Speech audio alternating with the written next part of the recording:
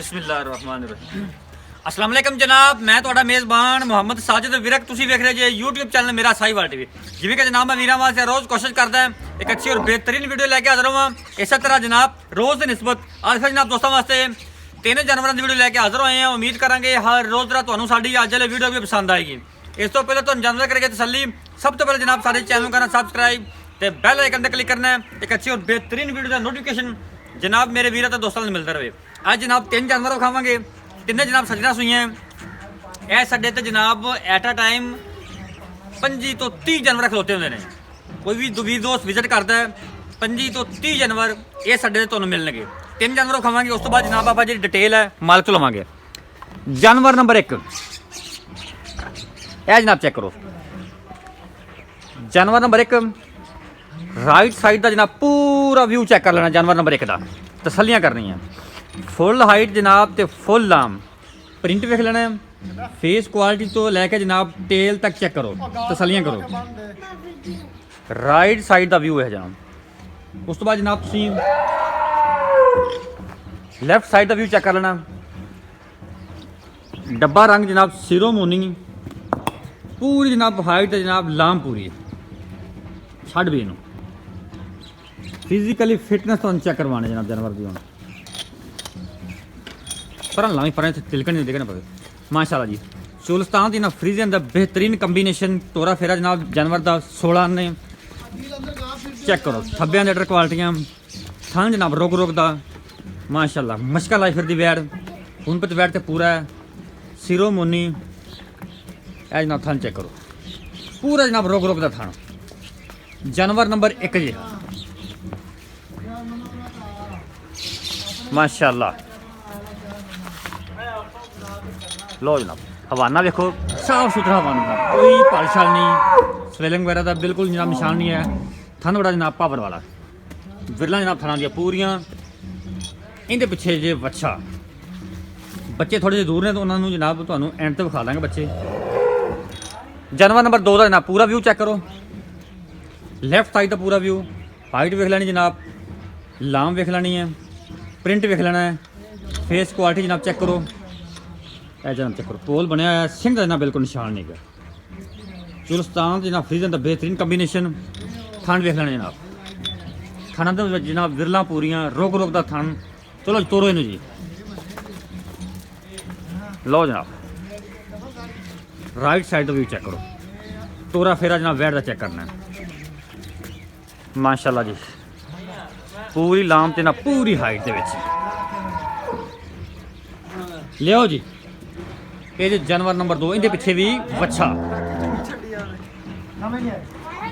लै चलो जी, लै चलो चाल डाल जनाब चेक कर लेनी है।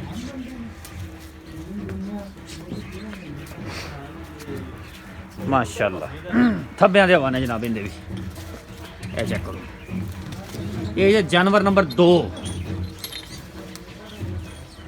फुल जनाब क्वालिटी का। इनके पिछे भी बच्चा बच्चा इन्हें पिछे भी इन्हें पिछे विखा दिए यार बच्चे कड़े करने। जल्दी जल्दी कर सामने कर रहा हूँ। दो भी जनाब आउट क्लास पीस ने। जानवर नंबर 1 जरा जनाब आप सिलेक्ट किया यह वाला इनका जनाब। जानवर नंबर 1 का यह बच्चा। जानवर नंबर 2 जरा देखा उनका यह बच्चा जी। बाकी जनाब हम तुहानूं खाना है जानवर नंबर 3 पूरी जनाब तसलियां तुहानूं करवा रहे हैं। बाकी जनाब लैने देने नसीब होणगे। बाकी जनाब इत्थे होर भी जानवर अवेलेबल ने, कोई खरीदना चाहता जनाब मिल जाएंगे। लेकिन अस वीडियो जनाब जी सिर्फ 3 जानवर की ला रहे हैं। जानवर नंबर 3 ग्वाल दी जनाब शहनशाह। फुल हाइट चेक कर लेनी है, लाम वेख लेनी है, पूरी जनाब तसलियां करनी है। चुलस्तान तो जनाब जर्सी का क्रॉस। लो जी पूरा जनाब जानवर का व्यू चेक करो। पूरा व्यू चेक करना जानवर का।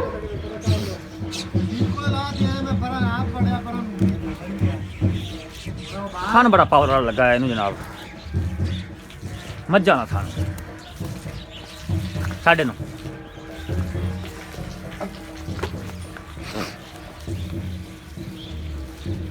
ਜਾਣ ਦਿਓ ਜੀ।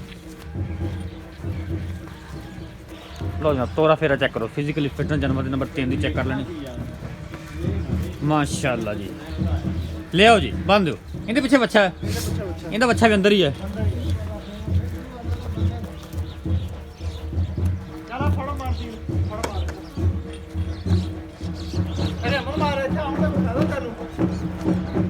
ਮਾਸ਼ਾਅੱਲਾ